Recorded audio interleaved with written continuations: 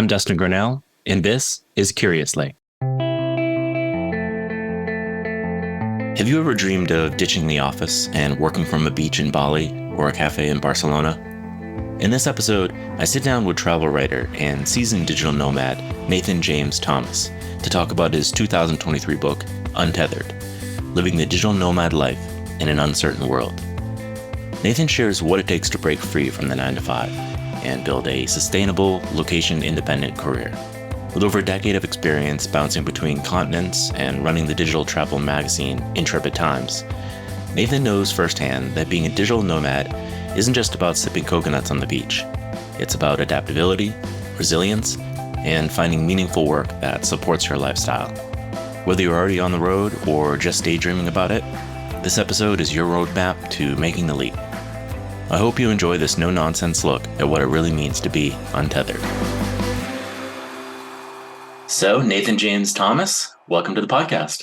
Thanks, Dustin. It's a real pleasure to be here. So thanks for coming on to talk about being a digital nomad. I read your most recent book called Untethered, Living the Digital Nomad Life in an Uncertain World.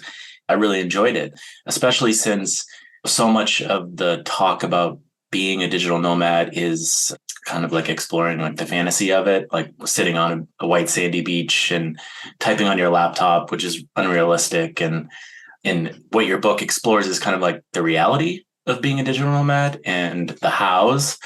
And so I really appreciated that. So I thought before we unpack some of the lessons you have learned as being a digital nomad and a world traveler, why don't we just establish some key terms? Like, how do you define what being a digital nomad is? And, what does that mean to you?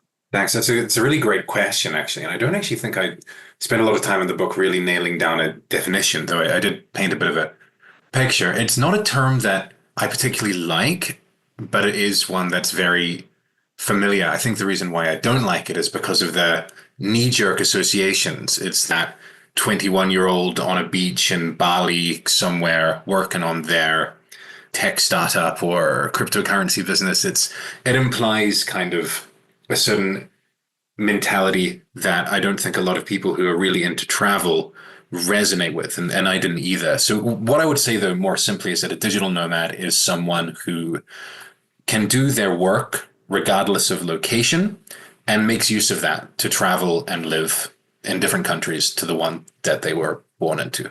And you've been living this dynamic for quite a bit of time. Could you just describe how you've been doing it? You're doing it now. You're living and working in Poland, and talk just briefly about your experience with being a digital nomad.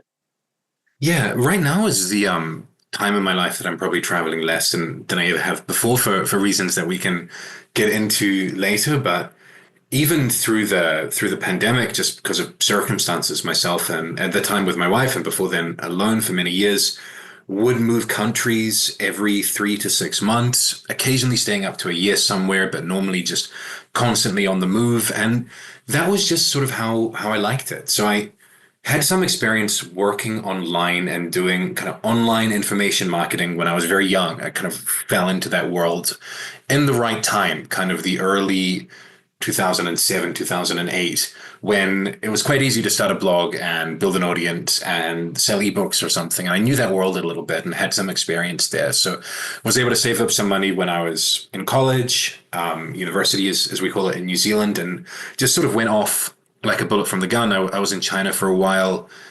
When the money ran out, I kind of had to figure out, what can I do? And I was always passionate about writing, and I knew a little bit about selling stuff online. So I fused those two together and became a copywriter. And the first client was the hardest one to get. And then once you have one, they sort of refer you and it builds up. So I traveled as a copywriter, able to make money anywhere for a long time. And gradually I grew and had a bit more kind of quote unquote serious roles in businesses, because when you're doing copywriting, you relate to strategy. And I pivoted to travel writing because that was always my real passion, and had years when that was my main bread and butter, and sort of danced between various ways of using words and storytelling to make a living, whether as a travel writer, copywriter, or a manager of teams doing that. But where I was geographically, and the work that I was doing were almost never connected. Occasionally, there are advantages, and I speak about it in Untethered when you find yourself somewhere and you get out there and network and you can meet clients or people that you can work with through doing that. And that was always a great bonus. And I often did do that. And it can have other advantages of helping you get into a country more and understand it more. You never feel more like a local than when you're queuing up for the subway at 8 in the morning, possibly slightly hungover. Then you really feel like you're one of the people there and you learn it far more deeply than a tourist would. But for the most part, the work and the travel were complementary, maybe symbiotic, but they were disconnected as well, untethered, if you will. And as any traveler knows, one of the great joys is the serendipity that happens while you're on the road. You meet someone, they lead you to somewhere that you didn't plan. You strike up a conversation with someone and they introduce you to an activity that you hadn't heard about. And it turns out to be a great experience and you hadn't even planned on it. From your book, you talked about getting your first client actually as a digital nomad. And I guess was it in a bar and you weren't working at the time, weren't doing anything, weren't planning on finding a job. And yet someone was working on a project and they just asked you to take a look at it. And that kind of started a remote work job, which then led to like actually going into the office. Yeah, that was one of those wonderful serendipitous experiences. Yeah, so I was in a bar, actually in this very city where I am now, but many, many years ago when I was just getting to know the place. That's in Poland? Yeah, Poznan, which is about halfway between Warsaw and Berlin, Poland's fifth biggest city. It's kind of a cool, quirky, hipster university town. Also has quite a lot of business activity, a lot of conferences roll through here. We had Michelle Obama here last May, which was, I think, our big sort of international claim to fame. I didn't get to meet her, though. Maybe next time. She must have lost my number. I don't know what happened. But yeah, I was in a bar here. It was more than 10 years ago.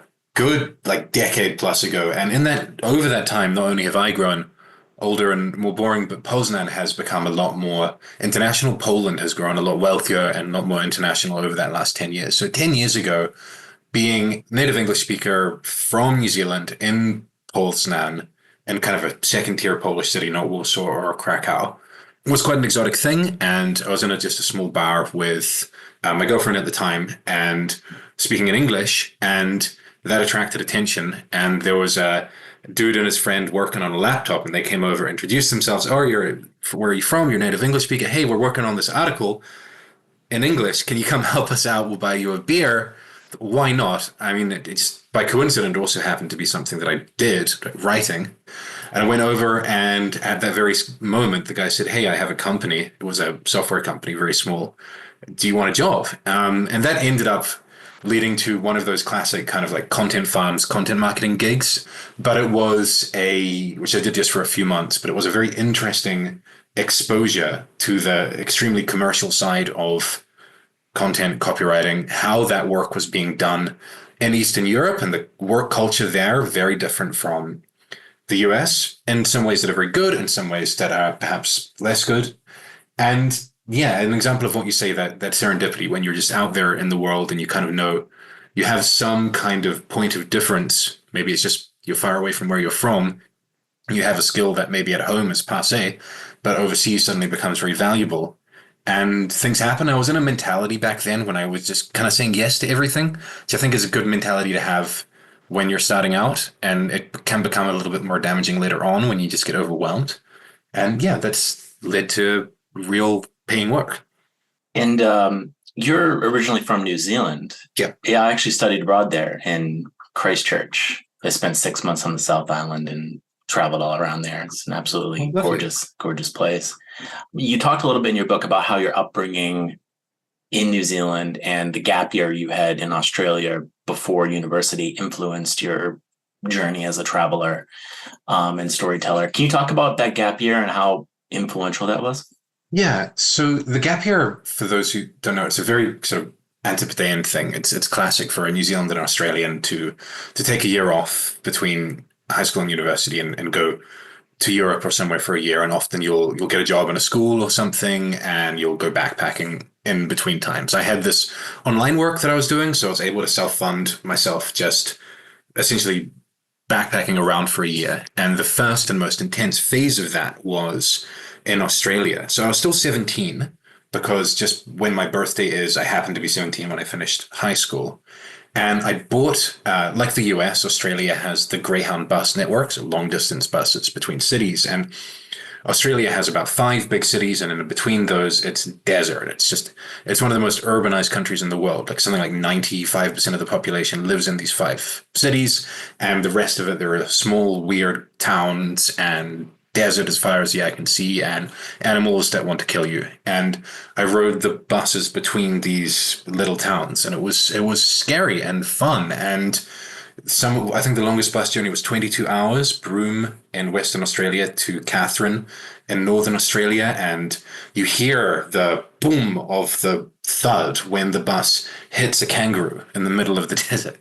It happened not infrequently. And these towns were really strange. And I would just sort of get out and wander to the nearest youth hostel and unsling my oversized backpack and walk around. And it was magical. I never felt so alive. And I was often quite scared. I don't think I was ever really in danger, but I was far from my comfort zone and very nervous. And then after that, I went on to Europe, which was a lot of fun. And it was kind of, you were just in that backpacker trail full of Aussies and Kiwis.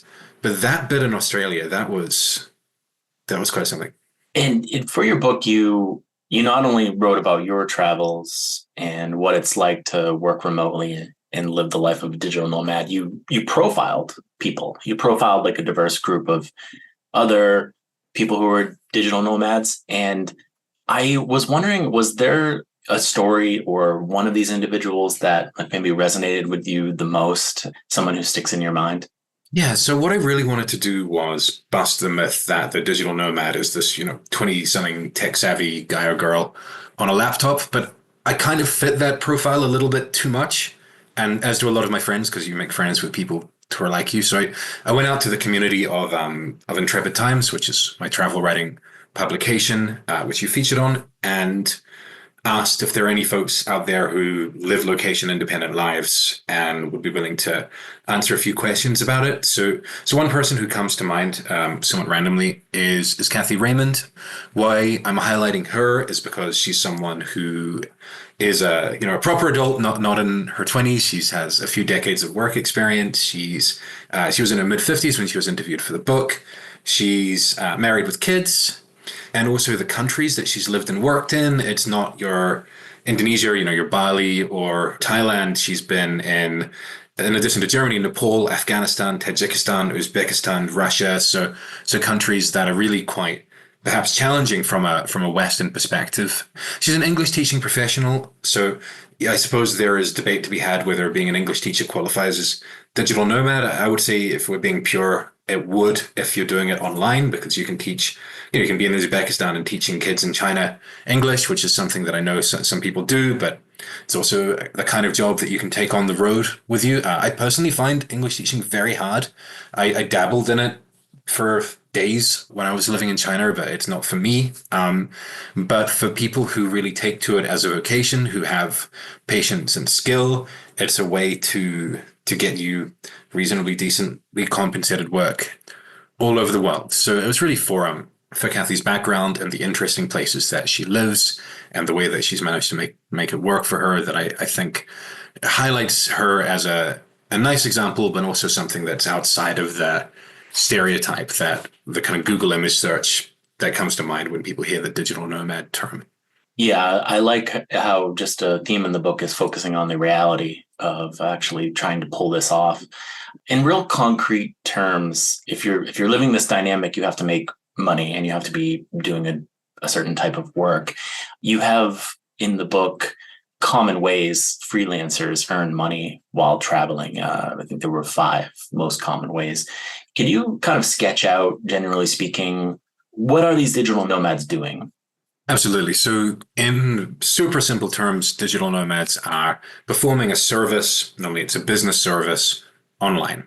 And that means that you can do it from anywhere. You can be in Bali or you can be in your home country. It doesn't matter to your clients because you're doing it online. Now, what are those services? What are people out there actually doing?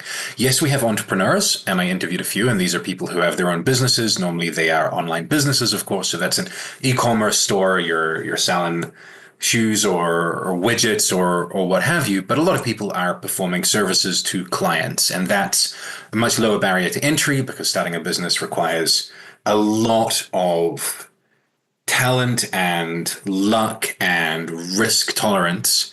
And for normal people, it's much more, the chances of success are higher simply going for that freelancer route. So then the question is, what skill are you offering and to whom? And this goes back to your own talents and personality a little bit. So my pathway that I used to be doing in my earlier days as a copywriter, that's a fairly common approach. I would say that myth busting there is that just simply because you're a native English speaker doesn't mean that you're qualified to be a copywriter. It helps to have an edge. So my edge was that I understood this world of online internet marketing. So I could write in a way that would encourage people to buy things. And therefore, if someone was one of these entrepreneurs I spoke about who had an e-commerce website or an online education platform community, which was an area I started to specialize in, I could help them sell their next product or sell more of their current product. So you have your value proposition, how you can make their business or their life better. And it's really important to understand how the skill that you have improves the lives or businesses of the people that you work for. So it's not just thinking about yourself, but it's thinking about the kind of people that you will be able to help. But that's not the only, like copywriting is not the only thing that can be done.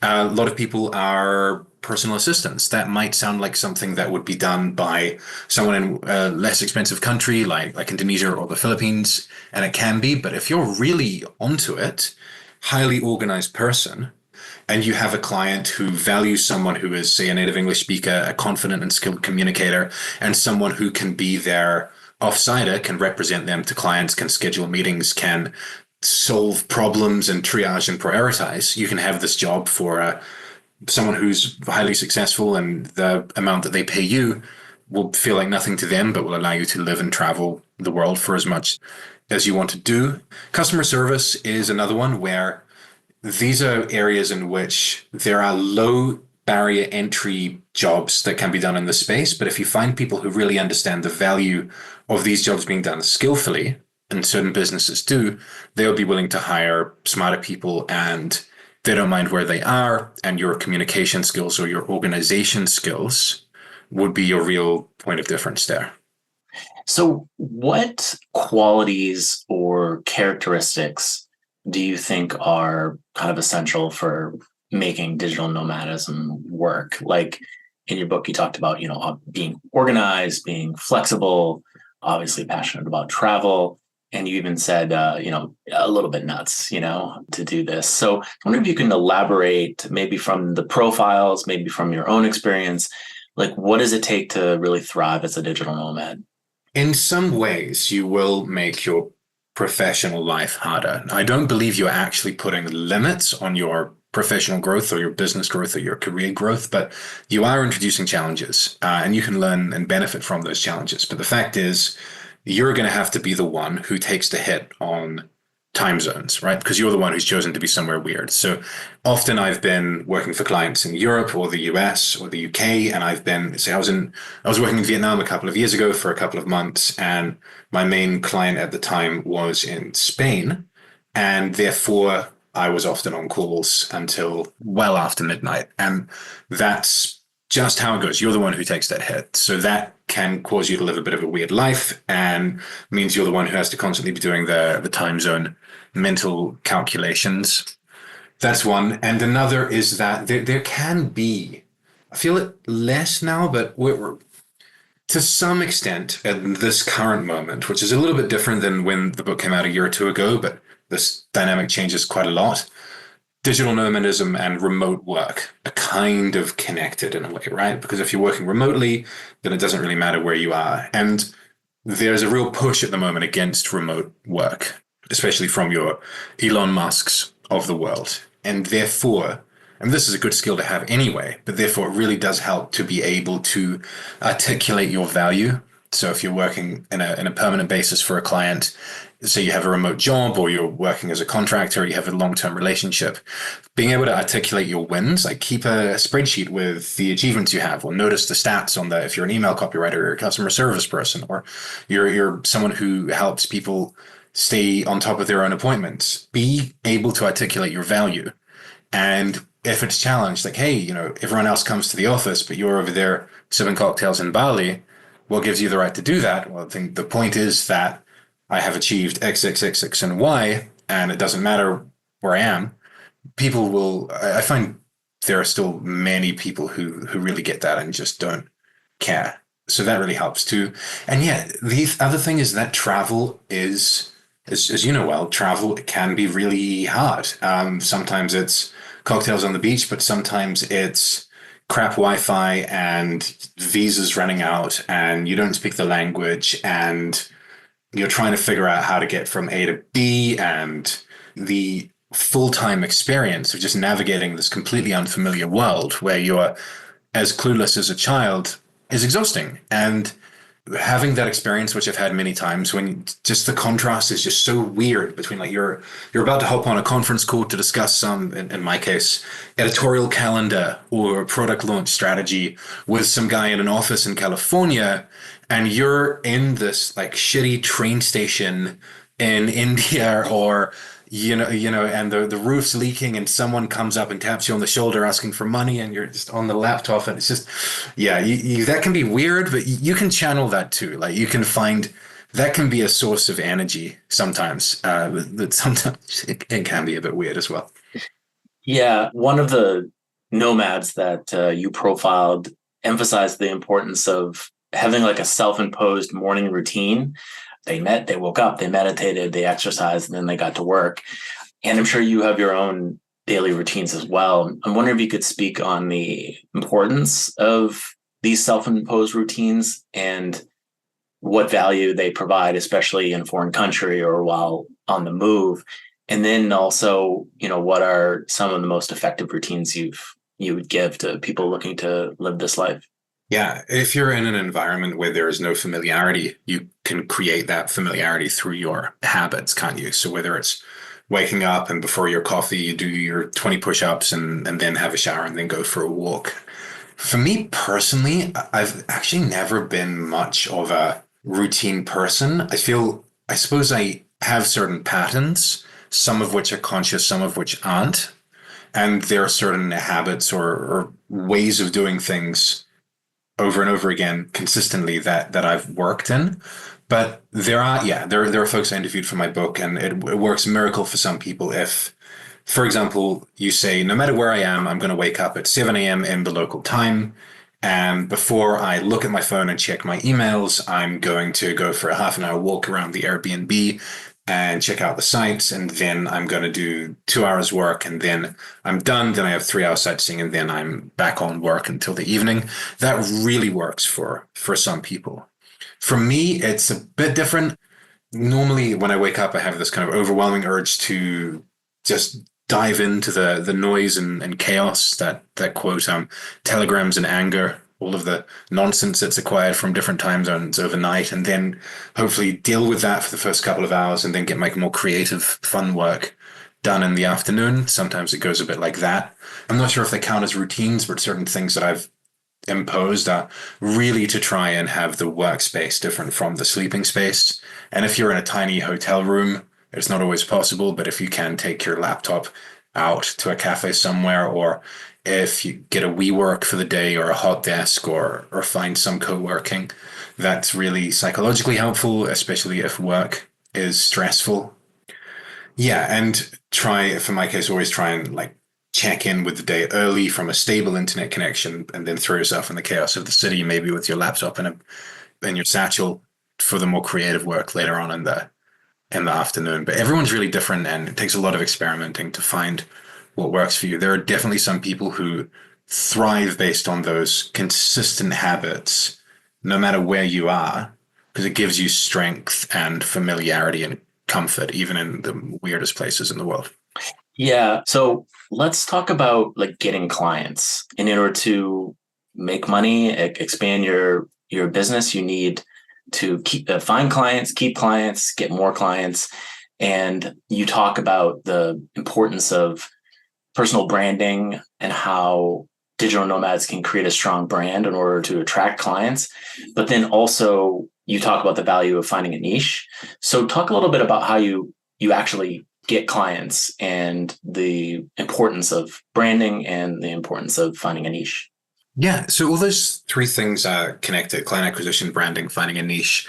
So let's start backwards then a little bit, because your niche and your brand are pretty complementary. So your niche is the very specific area in which you offer your skills, and your brand is how people know that and how people perceive you in the professional context. So I find it helps to get more specific than you probably want to, but not absurdly specific. So let's say copywriting, right? So I've branded myself a lot as in early days as a copywriter for education products. It's still something that I dabble in, which is a really fun area in which to work because you can do a lot of creativity, and the results that you can help your clients get is really tangible. So it gives you a lot of really good material.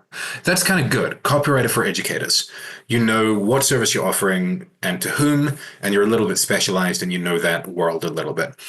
If it was, say, copywriters for educators, for yoga teachers, that might be the right amount of specialization if there's a lot of yoga teachers out there. Maybe it's too specialized because you're precluding yourself, or do you also work for meditation teachers or something? But perhaps copywriter for self-help educators could be a good specialization because it implies a familiarity with the landscape without being so specific that you're excluding a lot of really potential offers. So having a niche helps you laser down your focus when you're choosing who to reach out to, and it also helps send a signal that you know what you're doing in the specific area to other people. So casting your mind on your own experience, what you have exposure to in your life, you have your skill and you have your sort of generalized knowledge. So I had my skill writing, I had my background in internet marketing. So that was, copywriter for folks selling things and adding the education specialist. Let's say that you are someone who's really, really highly organized and you are really good with data. Maybe this is something that you do in your day job. So then you could work, say you're a executive assistant for complex systems, or you're someone who can absolutely master any spreadsheet that you have, and you can say that you're someone who is just spitballing off the top of my head, but working with organizations over 5,000 people at the executive level to streamline operations. Or you're someone who takes small businesses that are 10 to 20 people strong and invents the systems from scratch to make people's lives easier. It's just understanding a little bit more about the kind of person who should hire you, because this helps them, but this also helps you as well. For me personally, I've found it much easier to work with reasonably small companies. So sometimes it's one person entrepreneurship, sometimes it's companies up to a couple of hundred people. There are plenty of digital nomads and freelancers who do really well working with big corporations. And once you're in that world, they kind of follow each other. That hasn't been my path. I really like it if I can go direct to the top level person, which is much easier, of course, at a small organization. And then you can just have a more sort of human relationship. You can chat, you can develop a rapport. They can accept you as a little bit weird and quirky, and your own value, which can maybe not be quantified in a super linear way, because often if you're a copywriter, you're also more of an advisor because you're the person understanding how to articulate what they do. But let's say now that you've decided what value you're offering to who, which is the most important part. Your brand, LinkedIn is really helpful. It really is worth the time. Put in a good LinkedIn profile. I've had a lot of clients over the years come to me through LinkedIn. Definitely recommend spending the effort, writing a good bio, putting those keywords in there, finding a few people in your space who are where you want to be, and taking inspiration from how they structure their bio and putting things together in that way. Having a personal website can help. People kind of think, oh, they just should have a website because it's something you should have. Your website's not really going to do anything. I mean, no one's going to come to it by magic unless you really spend a lot of time putting good content on there, but that's a long game. It can take years. So the point of a website is probably more like a portfolio piece if you're a creative, or just a simple contact information page, but your LinkedIn page can serve as that. So as a creative, it's very helpful to have portfolios. Even if you're not a creative, having testimonials or case studies, or even say you're doing a kind of work that you can't just go and write a blog post. Your work requires systems. You can write what you would do. So if I were the systems organizer for Boeing, here are the 10 steps that I would do. Or if I was the executive assistant for a company that does this, here are some things that I would do. And this could be an example of a portfolio piece you could put on that just proves that you have the right kind of thinking in that space and you get things done and you can send it to someone as a bit of a case study. And then you can just start reaching out to the right people. So do some research, understand companies that you like, people in that space that you like. You can ask for referrals. People don't do this, but if you know someone who is in a similar space, like, hey, you have a friend who is in the online education world, and you can just write to them on LinkedIn from your amazing LinkedIn page. So you've got this amazing job at so and so. I am a copywriter who specializes in helping companies like Think. Do you happen to know anyone in the space who can need help with that? I've had people approach me like that, and if it's done well and politely and sincerely, I'm happy to help. And it actually has led to work for folks that I know. So not expecting things to happen by magic, but putting yourself out there, and then networking in person has helped me a lot too. When you travel, there are digital nomad communities in most major cities, and they tend to be quite often freelancers themselves or entrepreneurial types, and they will often have leads. I've gotten work through that too. And a lot of the best clients I have come through weird serendipitous things, like the experience I talked about in a bar, or one of the companies that I've worked for many years, which is one of the positions that I'm most passionate about, which is an incredible watch brand called Traska, and I help them with creativity and communication. That was because the founder of that company happened to be the roommate of a friend of mine who I went to visit in Guangzhou, China, like 10 years ago. But it's because he thought at one point, oh, I need someone to help me tell this travel story about someone who has one of our watches. Who do I know who's a travel writer? Oh, Nathan. So I was known for a specific thing, and therefore having a thing that you're known about, that branding, is really key.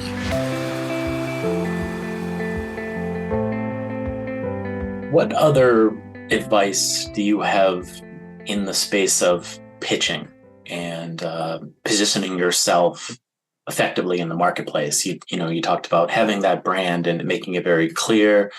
Talked about having that niche. Talked about just being like known for a certain sector or area. But the rubber always meets the road with that like pitch letter to someone, like a query. It can be cold too. I'm reaching out, or you can reach out via messages on LinkedIn, or even maybe you get into the meeting with someone and you're having to sell yourself to this person. What are some of the things you would say to someone starting out? Like, here's an effective way to pitch and an effective way to position yourself. Yeah, great question. I think there are two things there, and they're almost contradictory. One is be very aware of the what's in it for me question. So when you're reaching out to someone, think about the benefit that they're going to get. So the specific problem that you're going to solve for them. Low sales, copywriter. Wasting time between meetings, organization. Out of date branding on the website, graphic design, and express that obviously in a polite way, in a positive manner, but having that absolute clarity, like this is what I'll do for you and this is why it matters, super helpful, and being really, really confident in that. And at the same time, especially with the first outreach, being a little bit humble, a little bit human, actually these little cues, and there's some evidence here that crops up of time every now and then, that some of these things that people coach you not to say, I'm just asking, I'm just like to know. You've read LinkedIn post after LinkedIn post saying, don't do that, sound confident. Actually, sounding a little bit human and humble is kind of okay. It's a polite signal. It makes you seem relatable. Just wondering if people tell you don't say stuff like that, but it can actually be really effective. So that you have this nice combination then of being subtle, you're not demanding something, but you're offering it in case they want it. So, hey, Jim, really big fan of brand. I noticed that you have launched X, Y, and Z product. Absolutely amazing. I have done similar work on your space, including X result, Y result, wondering if for your next we could team up and achieve even greater things together. So what's in this kind of random example, well, the most important thing I think I want to highlight is that the first part of your outreach isn't about you, it's about them. So instead of sending an email to someone saying, hey, I am blah, blah, blah, blah, blah, you'd saying, hey, I noticed you, X, Y, and Z, And that immediately means that you're not sending this template letter out to 8,000 people. You kind of know what you're talking about. You've bothered to get to know them and their business. And that immediately sets you apart from other people, and that what you're offering is a good fit for them. And I receive a lot of pitches now, and these ones work really well, and you can get creative with it. So, for example, I got a pitch last year, I think, from someone who had taken the time to record a Loom, Loom, that free screen recording video software of a website that I was involved in running, and pointing out specific things that could be improved. And probably only took them 2 minutes. We didn't end up hiring that person, but definitely we considered it. And just little things like that that are personalized and that demonstrate the value you can offer. So choose carefully, really personalize your approach. That balance between being confident in the value you can offer, but kind of humble and not presumptuous in your approach, and being willing to do this a lot. I mean, it takes you 20 minutes to send a good pitch, spend an hour doing it every day until you have 5 clients for a month before you go traveling, and then you might be in a good position. How much is, being successful as a digital nomad just good old fashioned professionalism? It's like, Yeah, be clear in your communications, be on time, don't miss deadlines, over deliver, show up when you're supposed to show up, and follow the direction, and just be someone who's polite and considerate to work with. Just be a professional. Yeah, I mean, not to sound too much like a boomer, but people don't show up on time anymore these days. But there is, yeah, absolutely. And I found that so with my travel publication that I run, I deal with a lot of people who are much more nomadic and intrepid than I ever was, and I found that it's rare. I have these writers who they disappear into South America and they emerge with these incredible stories, but they promise me a column of weekly stories and then you don't hear from them for 6 months, and that's like. I love your work, but if we want a professional partnership, you need to be more reliable. And if you can be a nomad and travel and do epic things, but still show up on time at 9 a.m., their time zone, not yours, and hit the deadline, that really does make you a cut above. And sometimes it's not easy. I suppose one habit that I should have talked about before, is that I'm constantly making lists of things I need to do. And I always plan my week out on Sundays. And the plan often goes out the window by half an hour into Monday, but just that process of laying out things and writing it down manually, low tech, really, really helpful for me. And just the power of organization, right? You're organizing your day on paper, you're making to-do lists. I do a lot of creative writing. I write fiction as well. And it's like, I think maybe most people think that, writing a novel is just like sitting down and cracking off like chapter 1 and then just picking up where you left off the next day. But you would be surprised how incredibly organized everything is. Character profiles, the plot is starting to map out in different folders and dozens of references in one folder. It's all very organized and fluid.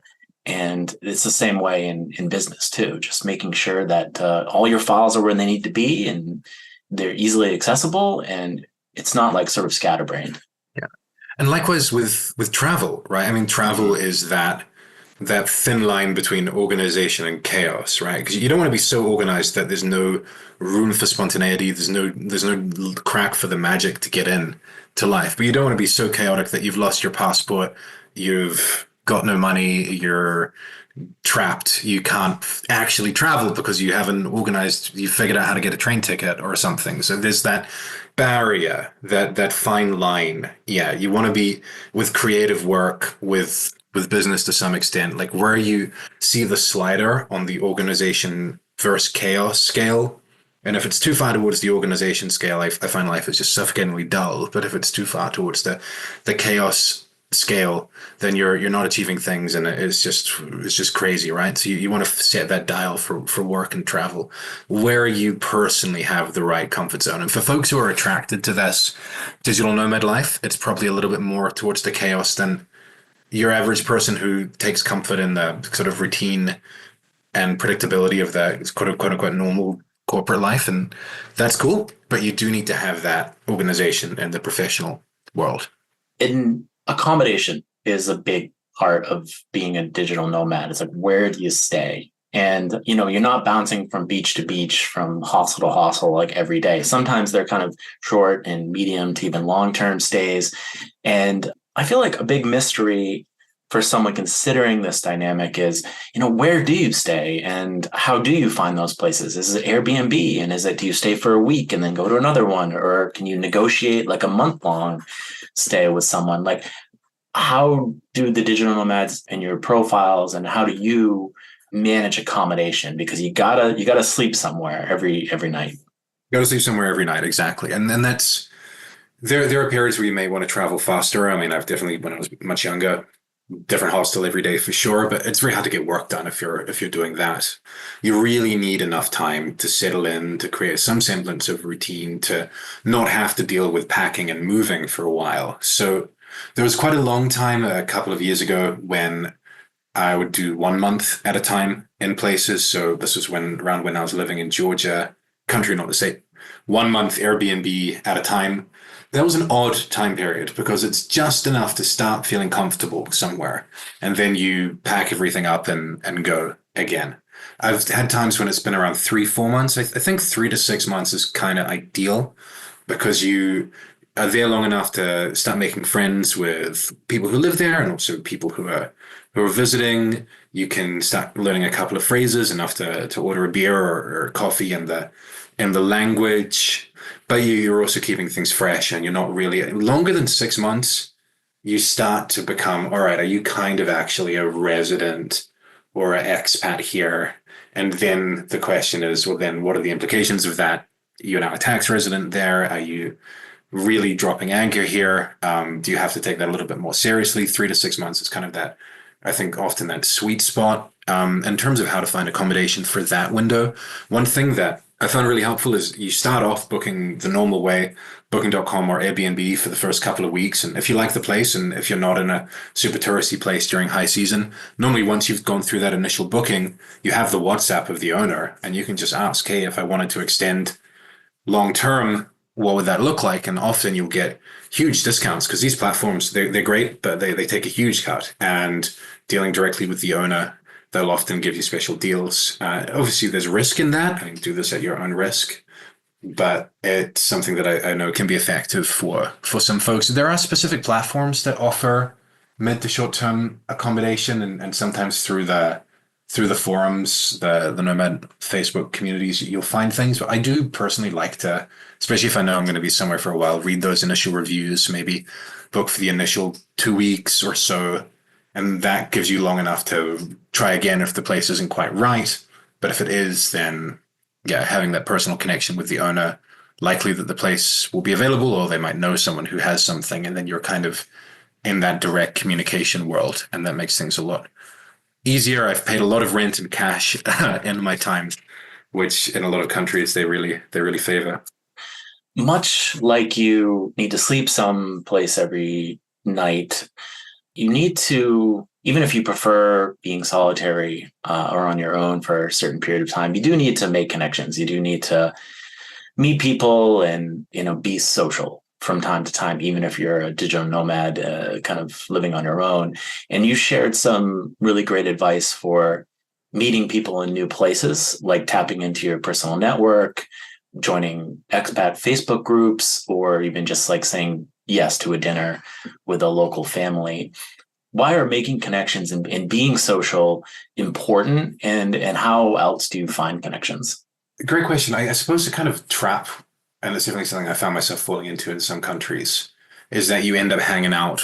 You go to these meetup groups and things, you end up hanging out with other digital nomads, right? Other folks from similar countries and similar backgrounds to yours, instead of getting to know people who are actually from the country that you're in a little bit more. The best of these meetup groups are quite mixed, where especially if there are more kind of party-ish events, if there's a pub quiz or something, you'll find that many often they're about half local expats, and you can just branch out and introduce yourself to people. And someone will, once you get to know one person, it's making that first connection, they'll introduce you to others. And if you get to know people who've lived there a little bit longer, start organizing trips and events together, you can be pulled into that social circle more. But at the same time, there is also, you shouldn't feel guilty if you are hanging out with fellow digital nomads, right? Because everyone wants to meet and talk with other people who share similar challenges to them. And it's amazing to be able to vent about how frustrating it is to do these Zoom calls at 2 a.m. without good Wi-Fi, or how hard it was to hit that deadline in whilst living out of a suitcase or a backpack, and just because every profession likes to hang out with other people from the same profession and bitch about things, and that's great. And then you can also have practical tips, and you can talk about places to live, and they may suggest accommodation, where to stay, where not to. So there is benefit of just getting in that circle in the community. There are very different kind of sub-genres of digital nomads. The community is kind of a odd place. I've always kind of been on the periphery of it. I find that there are sort of two groups. There are the groups that are super passionate about travel and use work as a way to facilitate their travel. And then there are the groups that use travel as a way to get some advantage in work. Often it's people from high tax countries who are moving to low tax countries, say. And that second group is quite big. I've not really had a huge amount to do with that. That first group, the real travel focus group, I would say that's more my area, and the folks I feel most comfortable around. I guess one of the things I wanted to ask is being a digital nomad is quite doable from like a practical standpoint, but still there seems to be like fear involved, as with anything. Maybe if someone's on the fence, they're wondering, how am I really going to make enough money to support myself, or how am I going to find clients? And what if I have a client and I lose them and then I don't have any money and I'm in a foreign country? And how do I deal with taxes, and how do I deal with getting visas? And it seems exhausting, but also maybe thrilling as well. But there's just a lot of like uncertainties involved in thinking about it. And that's why, I wanted to talk to you to kind of make it like a little bit more concrete and hear the things you can do. What fears do you often find when you're talking to people about whether or not they want to live this dynamic? And then what do you say? What kind of advice do you give to counteract those common fears? Great question. Yeah, I would say tax is a big one, and tax is really complicated, and it's been something that I've had to do a lot of work to learn about and become as educated in as possible, and I've made some mistakes there. It's as long as you approach that subject with good faith and get advice from actual experts in the countries that you're in, it's very solvable. Also, that there are more and more of these digital nomad visas that are existing that kind of have that tax compliance built in with the visa system. I've not gone down that path just because I was already quite deep in the journey when these things started cropping out. But if you're at home and looking to start going, Google country digital nomad visa. I think there are 4 or 5 dozen countries that have them now, and that kind of has all that legal stuff built into it. People get very anxious about legal visa tax things, which I totally get. Very relatable. That has that built into that. And also people have different personal levels of risk tolerance with that stuff, because it is very gray area still quite often. And it's also asking yourself kind of where you sit in that area. There are some people who love to play the system. That's not me yet. I just kind of want to do the right thing and not have to worry about it as much as possible, which can be tricky even when you have good faith, because it's complicated. So these visas can help a lot. Loneliness is something that you mentioned that comes up a lot. It comes up a lot for young people who are looking to travel the first time. It tends to not be as much of a problem as people think, just because you find it so easy to fall into company of other travelers. And you don't have to be an extrovert. You really don't. You find all sorts of weird people travel, and you'll find people who relate to you, your thing. If you have a thing, by the way, like you're really into, I don't know, golf or photography, or you have a specific hobby. So for me, it's travel writing and literature. You'll find people everywhere who are into that thing, and go to those groups and you'll make friends. So that's a great way to elbow your way into something. I actually read a story of a former politician in New Zealand, and his thing was he was a recovering alcoholic, and whenever he traveled, he went to Alcoholics Anonymous meetings, and that was how he made friends around the world. So whatever your thing is, you'll find people around the world with whom you can relate to that. And then, yeah, the money side, like, will you be able to earn enough on the road to be able to facilitate your travel?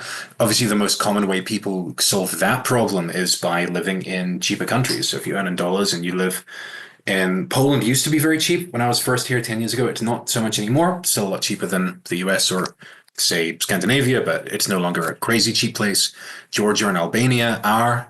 There are a lot of countries where the amount of money that you would need to earn in the US simply just to survive will actually allow you to facilitate a very relaxed and, if not luxurious, at least very comfortable life. So thinking about that, some people there's a phrase for it. One of the nomads I interviewed in my book used. I think it was geographical arbitrage, which is a fancy way of saying earning money in dollars and living in a cheaper country. So that can be really, really effective. It still is.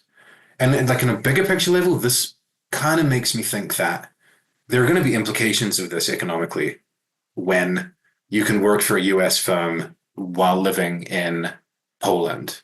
Like this, I feel like the full ramifications of this haven't been felt yet, but it will be figured out. Like, stuff will change because of this. It's crazy, but that's one of the bigger ones that you probably don't need to earn as much as you think you do. And final thing, that it's not like you have to sell your house and quit your job and go out on the road for 10 years. You can do it subtly. You can start with a month, and if you have an office job, pitching your boss on working remotely for a month may not be such a hard sell. And if during that month you're able to hit all your deadlines and milestones without any disruption, then maybe you leverage it up to 3 months, and before you know it, you're digital nomading, and you can kind of subtly ease yourself in there. I have a lot of friends in London who have corporate jobs, and they do a couple of months a year from Greece or wherever. It's a light version, but that's totally fine too. It doesn't have to be a 100% pedal to the metal thing. I did it very much 100% for a lot of years, and in the last year or so have slowed down a lot and become a lot more kind of anchored, which is a new experience as well. Yeah, I mean, I feel like this is a good place to maybe talk about your past 3 weeks. You understand you just had a baby, and you're a father now, and you're a parent with your partner. And I wonder, as someone who's been traveling for so long, is currently a digital nomad, is parenthood an adventure in and of itself that you are like, how are you managing this right now, and are you looking at it as an adventure? And I'm just curious to hear your thoughts.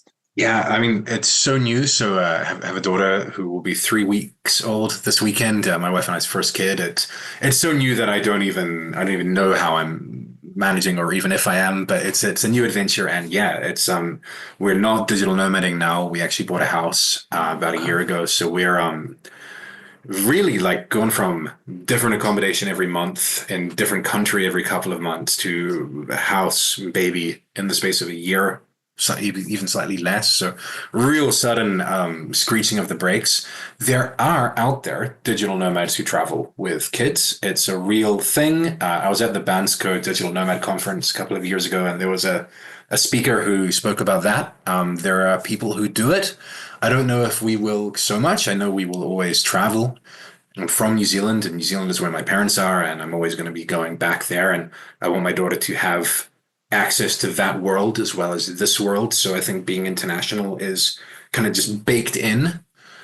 But yeah, for me, it's tricky because, well, I mean, tricky because parenthood seems to be extremely tricky, and I have an awe for parents now that I never did. And I know I'm still at the very, very beginning of this journey, but it's also because travel has been kind of everything to me for so long. It's how I've defined myself, and it's been my source of joy and adventure, but also comfort.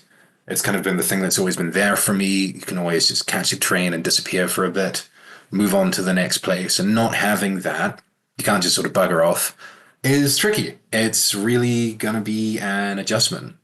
But yeah, trying to see it as the next great adventure. I think that'll be the wise way to see it. Yeah, and be find your expeditions when you can, whether it's like a Exactly. weekend trip or Exactly. something. I know there are mountaineers who, they have families, but if they don't go into the mountains every 6 months, they say they go crazy. So they try Yeah. to build in those trips. One thing I wanted to ask, and about living as a digital nomad, is striking a balance between freedom and adventure, that comes with traveling and being like untethered, and the desire to hit traditional milestones like career growth and stability and security. You argue in your book that it is possible to have both, but I'm wondering how you manage that. How do you manage both the the freedom aspect of it, but then also growing in your career, because you would assume you don't want to give up one or the other, but how do you balance it? Yeah. So earlier I spoke about that imaginary slider between chaos on one end and order on the other. Part of it is that, and this is something that you could do in your home life without travel as well, that there are times when you really want to maybe move a little bit less and instead of moving every month, move every 3 or 6 months and really knuckle down for a while and focus on that growth. But the thing that I think is most important here, and that when it goes wrong and you're jet lagged and you're so distracted by travel you can't focus on work and you're not enjoying your travel because you're stressed about work and you're not getting work done because of the challenges of travel, like that, those are the low points and they happen.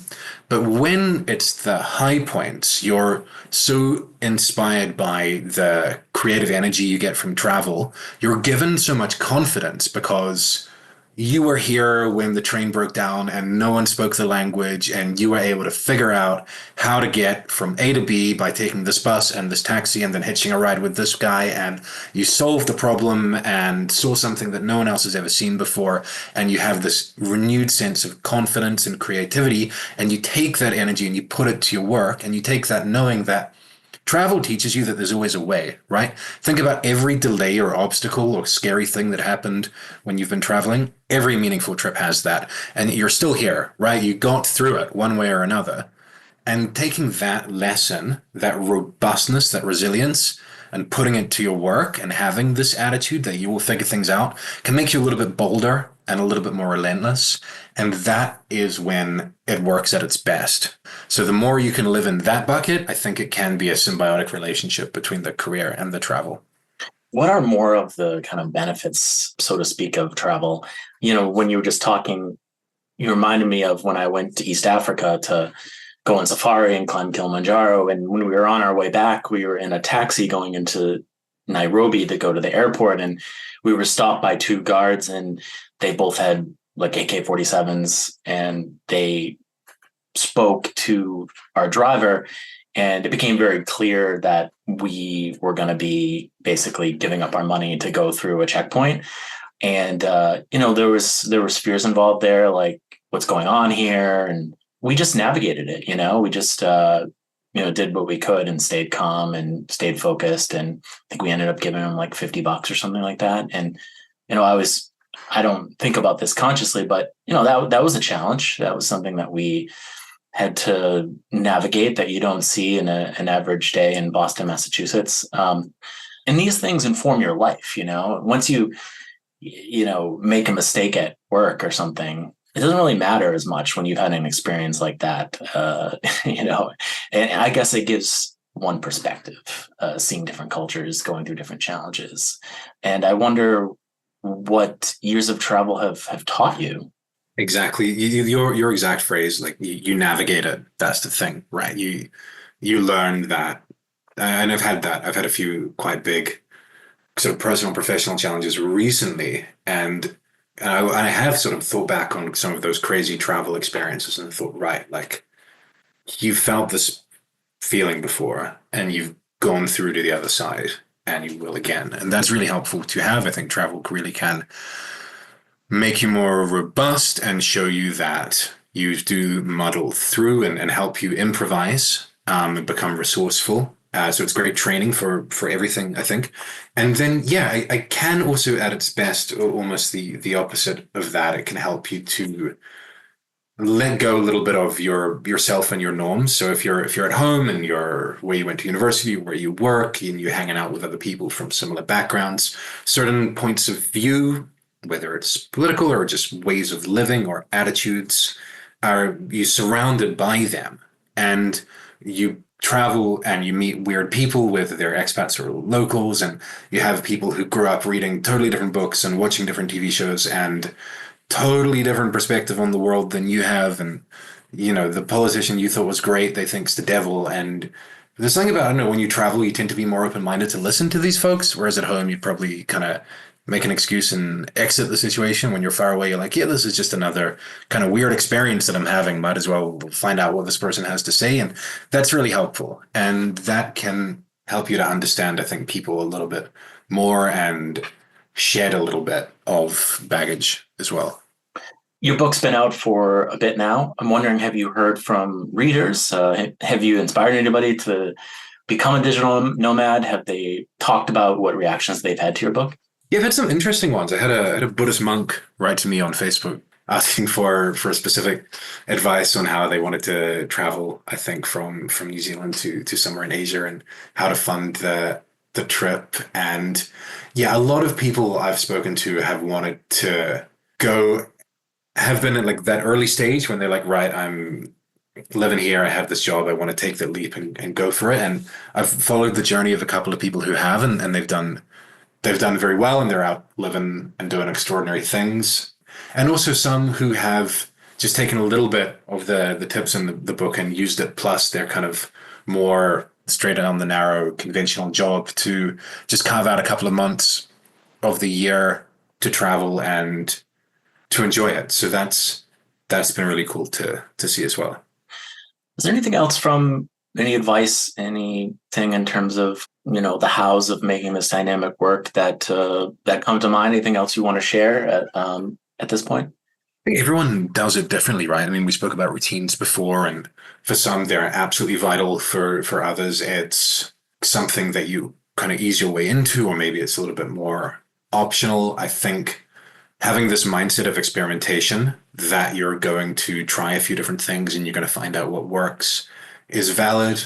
When it comes to the freelancing side, it can be really good if you can transition into getting your first freelance clients whilst you still have your day job.